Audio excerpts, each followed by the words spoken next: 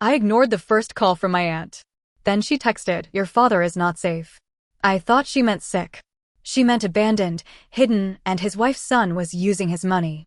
So I drove to the care facility. I hadn't spoken to my father in years. Not in the real way people mean when they say they still talk to their parents.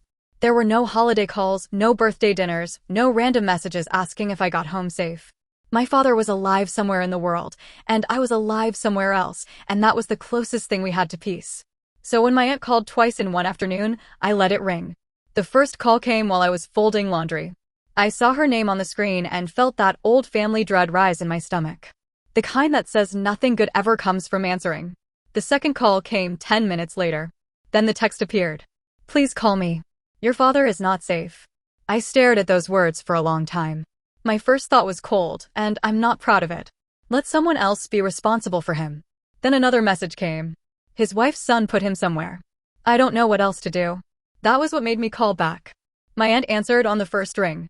Her voice was shaky, like she had been crying and trying to hide it. "Ava," she said, "I'm sorry. I know you have every reason not to care." I sat down slowly on the edge of my bed. What happened? She took a breath, but it broke halfway through. "Your father's mind is worse. Much worse.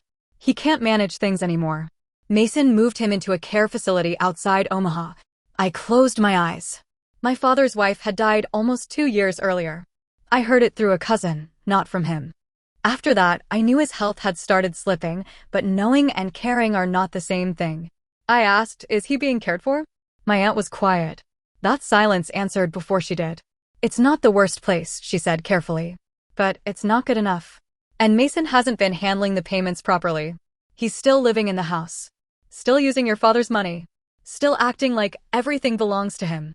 I stood up. "What do you mean using his money?" "I mean the pension deposits. The accounts. Whatever he can access." I went to the house and he wouldn't let me inside. He told me to stay out of family business. I almost laughed at that. Family business. That phrase had followed me my entire life, but somehow I was never included in the family part. My father left when I was 9. It happened on a rainy Thursday. I was at the kitchen table doing homework.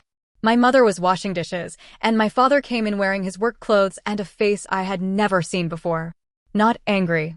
Not sad. Done. He walked upstairs without saying hello. A few minutes later, I heard drawers opening, then the closet door, then the dull sound of shoes being dropped into a bag. My mother turned off the faucet. "William," she called, "don't do this in front of her." He came down carrying 2 suitcases. I remember the blue one. It had a broken handle, so he had to carry it under his arm. I looked at him and waited. Children always wait for explanations. They think adults owe them at least that much. He looked past me. "I'll call tomorrow," he said. He didn't. By the time he remembered me again, he had already moved into a better house with a woman named Susan, who smelled like expensive perfume and smiled like she was doing me a favor by letting me exist near her. Susan had a son named Mason. He was older than me and already understood his place in that house. He walked through it like it had been built around him. My father took him to games, bought him shoes, paid for lessons, and handed him money without that tight little pause he always had when my mother asked for child support on time. At first, I thought if I behaved perfectly, my father would remember I was his child too. I packed neatly for weekend visits. I said thank you. I didn't complain when Mason controlled the television or when Susan made dinner reservations for 3 and told me there were leftovers if I was hungry. Once, when I was 13, Mason moved my overnight bag from the guest room to the laundry room. I asked, "Why is my stuff in here?" He smirked and said, "Because guests don't get their own rooms." My father heard it. He looked up from his phone and said, "Mason, come on." That was all. Not apologize. Not this is Ava's home too. Just come on, like Mason had spilled a drink instead of telling me exactly where I stood. That was my childhood with my father after he left. A collection of small humiliations nobody else thought were big enough to count. My mother, Patricia, never said a cruel word about him in front of me. That almost made it worse. She worked, budgeted, skipped things she needed, and still found ways to make me feel like we were okay. When my school shoes wore out, she said, "We'll make it work." When I needed money for a field trip, she said, "Give me until Friday." When I cried because my father forgot my birthday, she sat beside me on the couch and said, "I'm sorry, honey." She never told me not to love him. I wish she had. Because I kept trying for far too long. The clearest memory I have of finally giving up happened in college. I was not starving in the dramatic sense. I had food, usually. But I was always one accident away from losing everything. One late winter afternoon, my car refused to start outside the campus library. It made a clicking sound, then nothing.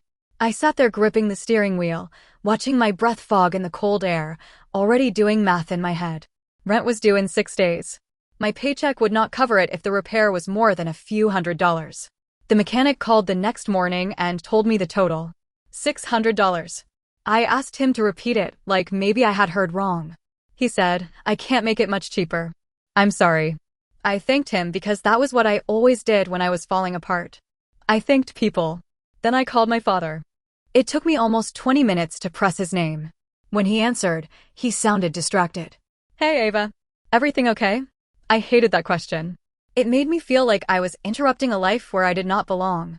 I said, "I'm sorry to ask, but my car broke down. I need it for work. The repair is $600. I can pay you back." There was a pause. Then he sighed. "Ava, you're an adult now." My throat tightened. "I know. That's why I'm working. I just need help this one time." "I don't want you becoming dependent," he said. Hardship builds character. I remember staring at the wall of my apartment, at a crack in the paint shaped like a river. He kept talking. "You're smart. You'll figure it out. Sometimes the best thing a parent can do is step back." A parent. The word sounded strange coming from him. I said, "Okay." He sounded relieved. "I knew you'd understand." I didn't understand. I hung up and sat on the floor because my legs felt weak. 2 weeks later, Mason posted a photo online. He was standing beside a jet ski with a huge red bow on it. My father was beside him, grinning proudly. The caption said, "Dad said I earned it." Mason had passed his midterms. I had been eating peanut butter with a spoon because bread cost money.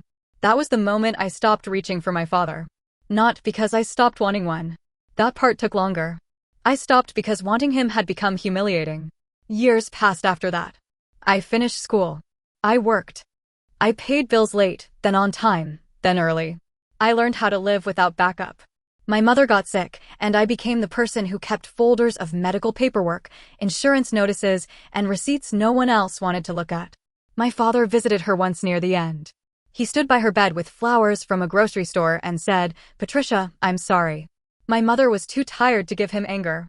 She only said, "You should have been better to her." He looked at me then. I looked away.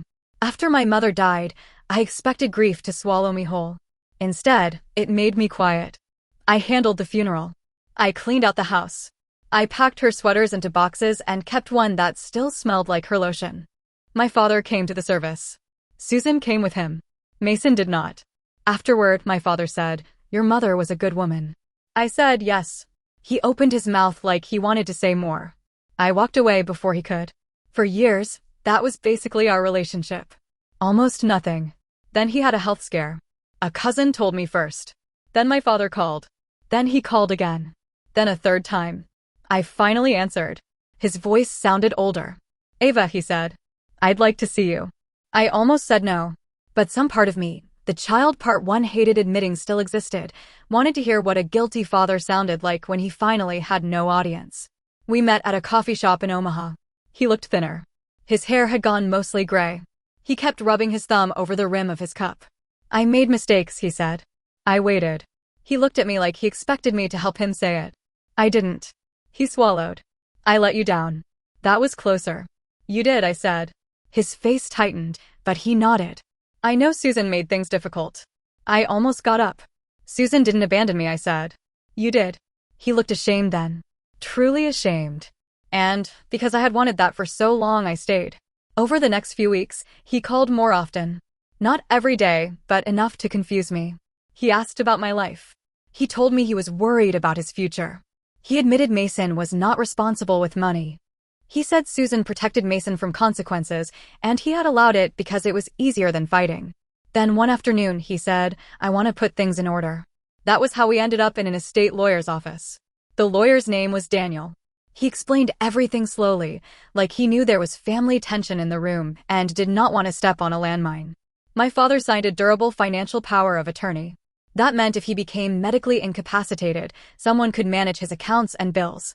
He signed a healthcare directive, naming the person who could make medical decisions if he could not. Then Daniel reviewed a revocable living trust my father had created years earlier, but never properly organized. My father transferred the house and certain accounts into it. He named me successor trustee if he became incapacitated. He also named me the beneficiary after his death, after debts and care expenses were handled. Mason was not included. Susan was protected separately through her own arrangements. I remember staring at my father. "Why me?" I asked. He looked exhausted. "Because you'll do what needs to be done." I hated how true that was. The documents were signed, notarized, copied, and filed properly. Daniel gave me certified copies and told me to keep them somewhere safe. For a few weeks, my father acted like a man trying to become decent before it was too late. Then Susan found out. I don't know what she said to him, but the calls became shorter. Then rare. Then gone. I put the documents in a fireproof safe and told myself I would never need them. I was wrong. My aunt told me the care facility was about 40 minutes outside Omaha. I drove there the next morning.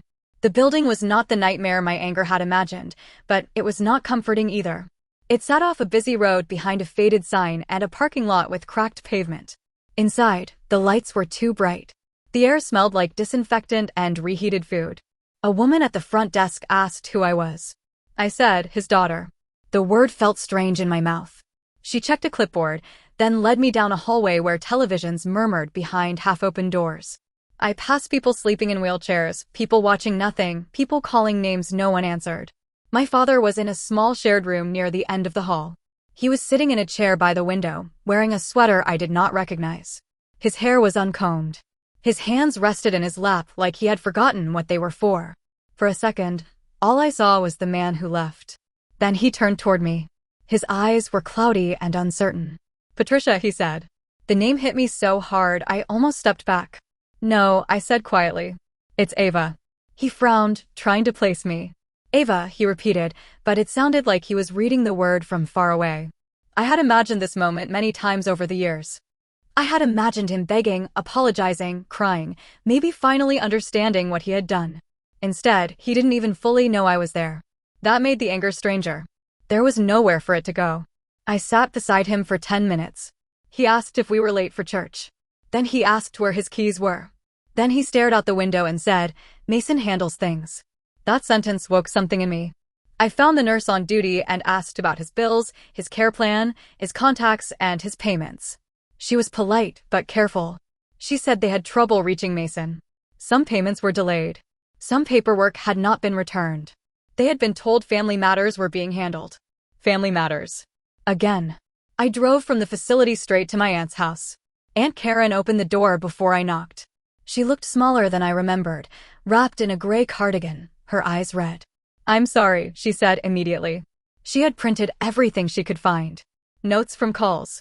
Dates she tried to visit. A copy of a letter from the facility. Screenshots of messages Mason had sent her. One message said, "Stop acting like you get a vote." Another said, "He wanted me in charge." My aunt tapped that one with her finger.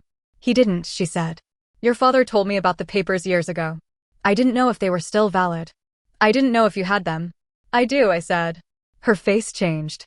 Not relief exactly. Fear. "Ava," she said, "be careful. Mason is going to fight dirty." I almost smiled. Mason has never had to fight in his life. That afternoon, I called Daniel's office. I did not know if he would remember me. He did.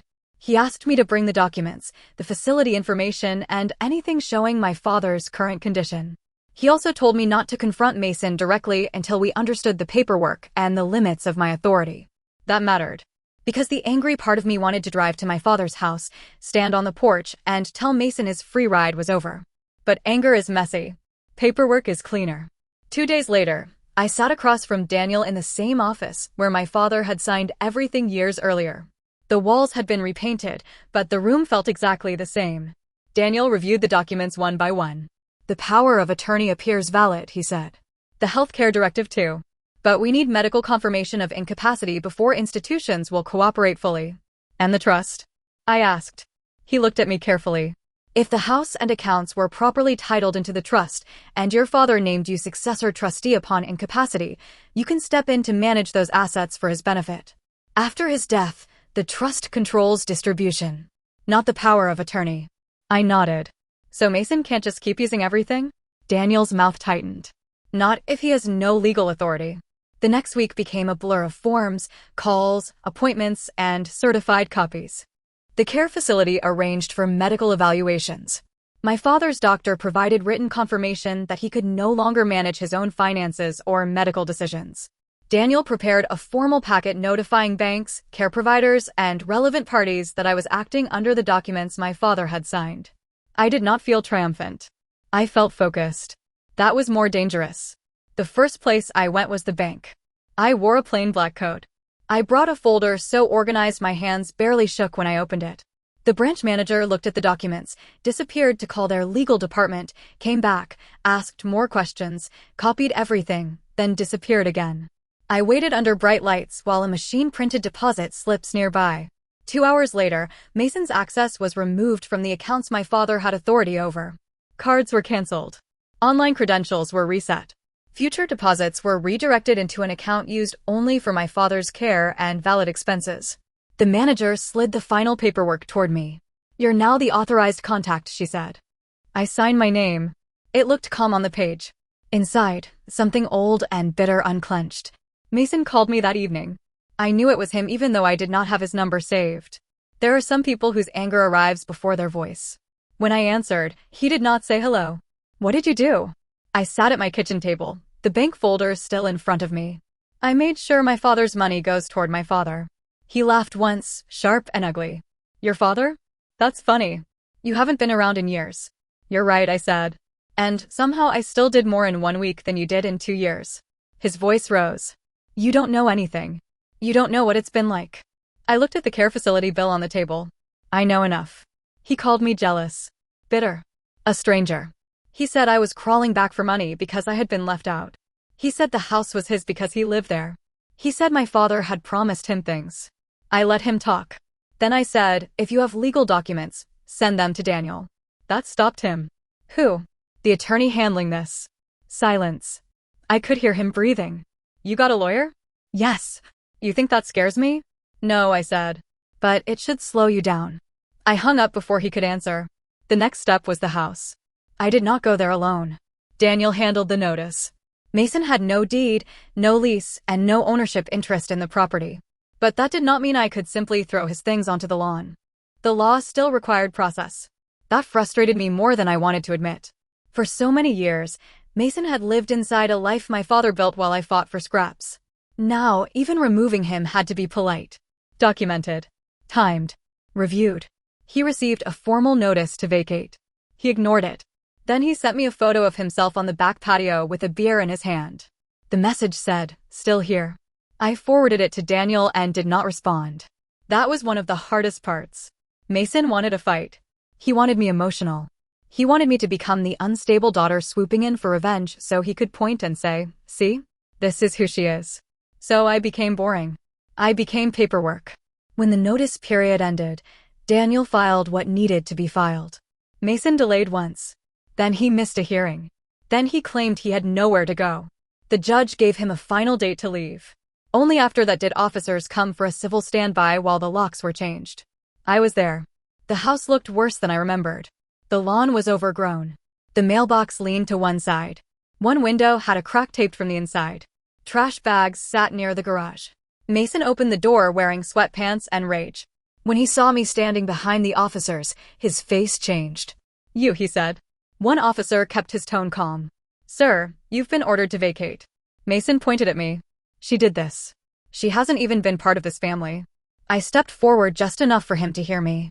"You said that when we were kids." His mouth tightened. I continued, "You were right then. I didn't live here. But neither do you now." He shouted about promises, loyalty, and how my father raised him. I said nothing. There is a kind of silence that makes angry people hear themselves. Mason heard himself that day. And he heard the locks change behind him. He was allowed to collect essential belongings. The rest had to be arranged through Daniel's office. Everything documented. Everything calm. Everything legal. I walked through the house after he left. It smelled stale. Not dirty enough to condemn, but neglected enough to tell the truth. In the living room, there was still a framed photo of my father, Susan, and Mason at some vacation resort. Mason looked young and smug. My father looked proud. There were no photos of me. Not one. I checked the hallway, the shelves, the office. Nothing. It is a strange thing to be erased from a house and still be the person legally responsible for it. My aunt called that night. Is it done? She asked. The locks are changed. And your father? I looked at the folder beside me. Care notes. Bills. Evaluations. I'm moving him. She went quiet. To where? A better facility. Not fancy. Clean. Closer to his doctor. Somewhere bills are paid on time. My aunt started crying again. Thank you, she whispered. I almost told her not to thank me. Because I was not doing it from love. Not completely. I moved him because it was legally right. Because my mother raised me better than he raised me. Because I refused to become careless in a way Mason could use against me. But I did not move him into luxury. I did not pretend we were healed. I made sure he was safe. That was all I had in me. Selling the house was Daniel's suggestion before it became my decision. The trust had expenses. My father's care needed stable funding. The property needed repairs, taxes, insurance, maintenance, and constant attention. Keeping it just so Mason could keep circling it felt foolish. Still, I hesitated. Not because I loved the house. Because selling it felt final. That house was the symbol of every life my father chose instead of mine. It had been birthday parties I wasn't invited to, holidays I heard about later, furniture I was afraid to sit on, and rooms where Mason learned he mattered more. I thought walking through it would make me break down. Instead, it made me practical. There were unpaid bills in drawers. Old notices stacked under mail. Food expired in cabinets. A garage full of things Mason never cared enough to maintain, but would have screamed about losing. Daniel arranged the sale properly through the trust. A real estate agent walked through and gave a careful, professional smile people use when a house is worth more than its condition. The market was strong. The land was valuable. A developer made a cash offer within days. I accepted after Daniel reviewed it. Mason found out somehow and called from a blocked number. You can't sell my home, he said. I was standing in the empty kitchen when he said it. The kitchen where Susan once told me, there's leftover pasta if you're hungry, while she packed restaurant leftovers for Mason. I looked at the bare countertop. It isn't your home. My stuff is still there. Daniel's office sent instructions for retrieving what belongs to you. You're enjoying this. That was the first thing he said that sounded true. I closed my eyes. I'm not enjoying cleaning up after you. No, he snapped. You're enjoying finally getting revenge. I didn't answer fast enough. He laughed. There it is. I said, Mason, you had years to take care of the man who gave you everything. You don't know what he gave me. I know what you took. He went quiet. Then his voice changed. Smaller, but still angry. I have nowhere to go. For a second, I saw him at 15, moving my bag to the laundry room. I saw him at 20, smiling beside things my father bought. I saw him grown, living in that house while my father sat confused in a care facility asking for keys he did not have. I said, then you need to figure that out. He whispered, you sound just like him. That hit harder than I expected. My father's words came back to me. Hardship builds character. I hated that sentence. I hated that Mason had found a way to put my father's voice in my mouth. So I said, no. I sound like the person who had to survive him. Then I hung up. The clean-out took 2 days. I did not throw away everything in some wild, dramatic scene. That would have made a good story, but real life has receipts. Daniel had warned me to separate personal property, trust property, documents, and anything potentially valuable. So we did it carefully. Mason's personal items were boxed and documented. Important papers were saved. Items that belonged to my father were inventoried. Damaged furniture was removed. Things with no value were discarded. Anything useful was sold or donated. It was not the explosive revenge fantasy people imagine. It was quieter than that. A crew carried out broken furniture, stained rugs, old electronics, and boxes of things nobody had touched in years. I stood in the driveway with a clipboard, signing forms, answering questions, and feeling like I was cleaning out a museum dedicated to my own absence. In the garage, I found an old plastic storage bin with my name written on masking tape. My hands froze. Inside were a few things from my childhood. School photos. A handmade Father's Day card. A small clay dish I made in art class. A birthday card I had sent him when I was 11, signed, Love, Ava. He had kept them. Not displayed. Not cherished. Kept. That almost made me angrier. Because it meant he remembered. He knew I existed.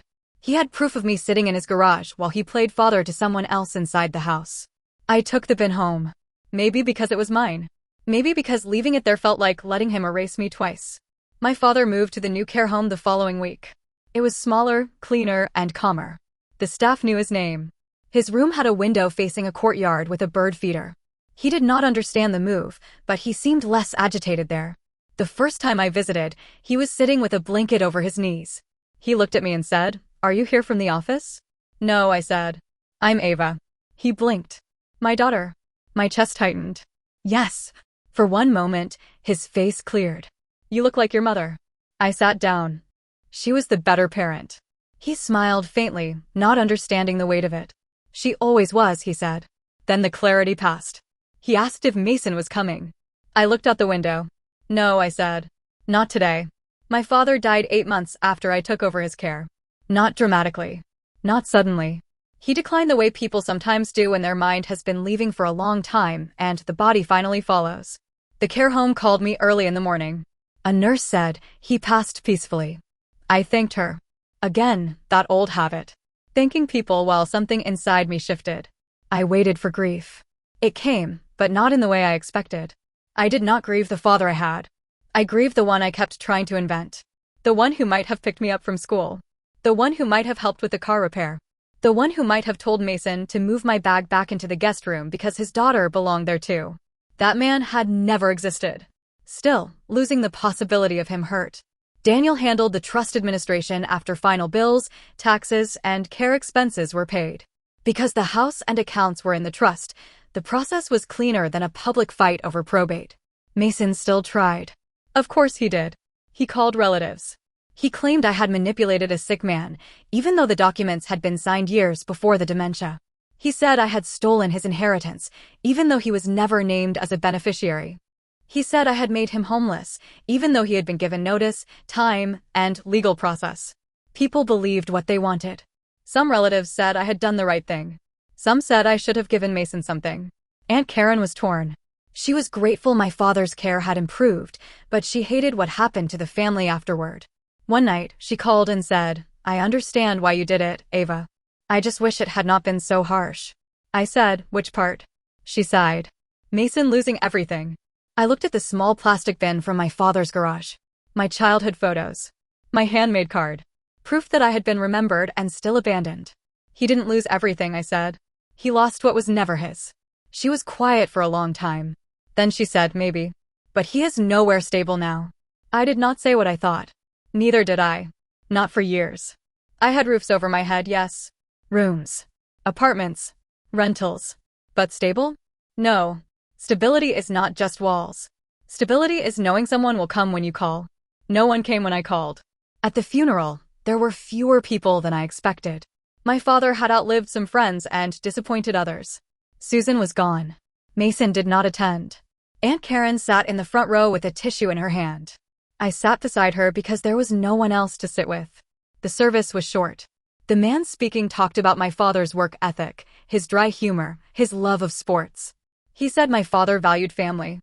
That almost broke me. Not because it was beautiful, because it was incomplete. Afterward, I stood by the casket alone. My father looked smaller than he had in life. Harmless, almost. That was the cruelest part. The people who hurt us do not always look like monsters at the end. Sometimes they look like tired old men in quiet rooms, leaving everyone else to sort through what they broke. I wanted to feel victory. I didn't. I wanted to feel guilt. I didn't feel much of that either. What I felt was an ending. Not forgiveness. Not love. Not hate. An ending. The trust left me enough money to pay off debts, build savings, and breathe in a way I had never been able to before. I did not buy anything flashy. I did not celebrate. The first thing I did was pay off the last account connected to my mother's illness. Then I sat in my car outside the bank and cried. Not for my father. For my mother. For the woman who made things work while he built another life. For every bill she hid from me. For every shift she worked tired. For every time she swallowed anger so I would not choke on it. Mason sent one final email through a new account. The subject line was, "You got what you wanted." I stared at it for almost a full minute before opening it. It was long. Rambling. Angry in places, desperate in others. He said he was sleeping in a shelter some nights and on a friend's couch when he could. He said no one would hire him for anything decent. He said my father would be ashamed of me. At the bottom, he wrote, You took my life. I typed a reply, then deleted it. Typed another. Deleted that too. Finally, I wrote one sentence. No, Mason. I stopped paying for it. I never sent it. I blocked the email address and closed my laptop. Aunt Karen still thinks I should have given him a small amount from my own share. Not because he deserved it, she said, but because mercy matters. Maybe she's right. Maybe mercy matters most when someone does not deserve it.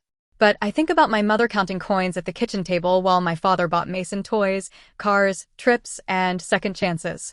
I think about being told hardship builds character when I was begging for help. I think about my father sitting in that first facility while Mason lived in his house and used his money. And I cannot make myself feel sorry enough to undo what I did. I made sure my father was safe. I paid what had to be paid. I followed the documents he signed when he was still clear-minded. Then I let the life he built without me collapse under the truth of who had been holding it up. So now people are divided. Some say I showed restraint because I did everything legally and still cared for my father properly. Others say I waited years for the chance to punish Mason and took it the moment I could. Maybe both are true. Maybe I was responsible and vengeful. Maybe I saved my father from neglect and still enjoyed watching Mason face consequences.